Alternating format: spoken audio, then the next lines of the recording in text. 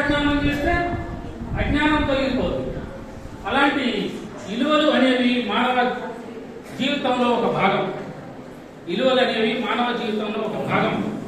మనిషిని పరిపూర్ణ మానవుని చేసే నైతిక విలువలను, ధర్మాలను అధ్యయనం చేయడమే ప్రధానంగా ఉన్న విద్యకు విలువల ఆధారిత విద్య.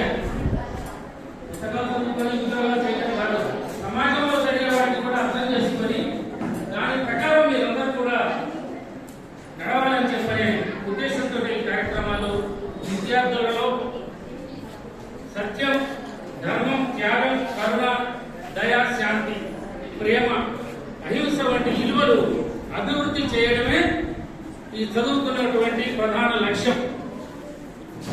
దీంతో పాటు అవి కూడా నేర్చుకొని ఉండాలి. ఒక చెట్టు మహావృక్షమైనా కూడా దాని వేర్ల ద్వారా దానికి నీటిని సేకరిస్తూనే ఉంటుంది.